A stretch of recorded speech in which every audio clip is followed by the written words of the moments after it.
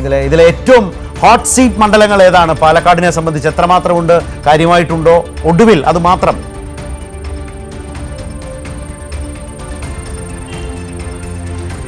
അതിശക്തമായ ത്രികോണ മത്സരം നടന്ന പാലക്കാട് നിയോജക മണ്ഡലം തന്നെയാണ് ഒന്നാം സ്ഥാനത്ത്. രണ്ടാം സ്ഥാനത്ത് UDF-ഉം LDF-ഉം നേരിട്ട് ഇഞ്ചോടിഞ്ച് പോരാട്ടം. ആര് വിജയിക്കും എന്നിപ്പോൾ പോലും പറയാൻ കഴിയാത്ത തൃത്താല. അത് നിങ്ങൾ രണ്ടുപേരും ചൂണ്ടിക്കാണിച്ചു കഴിഞ്ഞു. അതിൽ ഈ പാലക്കാടാണ് ഏവരും നോക്കുന്നത്. കാരണം ഒരു ത്രികോണ മത്സരമാണ്. അതുകൊണ്ട് തന്നെ പാലക്കാട് ആര് ജയിക്കും, ഏത് തരത്തിൽ പോകുമെന്ന്. പക്ഷേ ഈ വോട്ടെണ്ണലിൻ്റെ ഈ കഴിഞ്ഞ ദിവസം തെരഞ്ഞെടുപ്പ് കമ്മീഷൻ ഇറക്കിയ ലിസ്റ്റ് പ്രകാരമൊക്കെ പരിശോധിക്കുമ്പോൾ അതിൻ്റെ ഫലം സാധാരണ മറ്റ് നിയോജക മണ്ഡലങ്ങളിൽ നിന്ന് അപേക്ഷിച്ച് ഏറ്റവും അവസാനം തന്നെ ആകാനാണ് സാധ്യത. കാരണം കണ്ണാടി പഞ്ചായത്ത് ഇത്തവണ എണ്ണുന്നത് ഏറ്റവും അവസാന റൗണ്ടിലേക്ക് മാറ്റിയിട്ടുണ്ട്. നഗരസഭയിലാണ് ആദ്യം എണ്ണുക സ്വാഭാവികമായും. അതിനുശേഷം പിരാരി, മാത്തൂര്, പിന്നെ കണ്ണാടിയാണ്. അപ്പോൾ നമുക്കറിയാം കണ്ണാടി ഒരു ഉപതെരഞ്ഞെടുപ്പൊക്കെ പാലക്കാട് ഈ അടുത്ത തവണ കഴിഞ്ഞതുകൊണ്ട് തന്നെ പാലക്കാടിൻ്റെ വോട്ടിംഗ് രീതി എങ്ങനെയാണ് എന്ന് നിങ്ങൾക്ക് രണ്ടുപേർക്കും അറിയാം, സംസ്ഥാനത്തുടനീളം അറിയാം.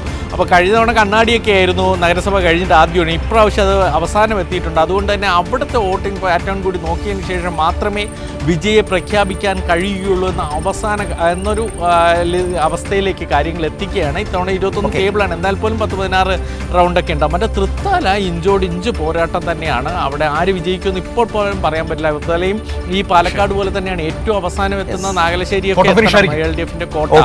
അപ്പോൾ സന്തോഷ്, ഓക്കെ, പിക്ചർ ക്ലിയർ. തൃത്താലയും അതുപോലെ തന്നെ പാലക്കാട് പട്ടണമാണ്.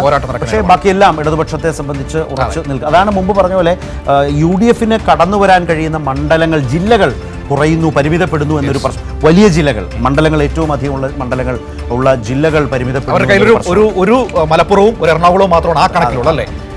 അല്ലെങ്കിൽ ഒരു വലിയ തരംഗത്തിലേക്ക് പോകണം. പക്ഷെ അതിൻ്റെ ഒരു സൂചനയില്ല, ഭരണവിരുദ്ധ വികാരമില്ല. അങ്ങനെ വരുന്നൊരു സാഹചര്യം ഇടതുപക്ഷത്തെ സംബന്ധിച്ച് കുറച്ചുകൂടി ബെറ്റർ ആകും. അതുകൊണ്ടാണ് പറയുന്നത് എക്സിറ്റ് പോളിന് അപ്പുറത്തേക്ക് സീറ്റുകൾ മെച്ചപ്പെടുത്തിയ ഒരു ചരിത്രം LDF-നുണ്ട്.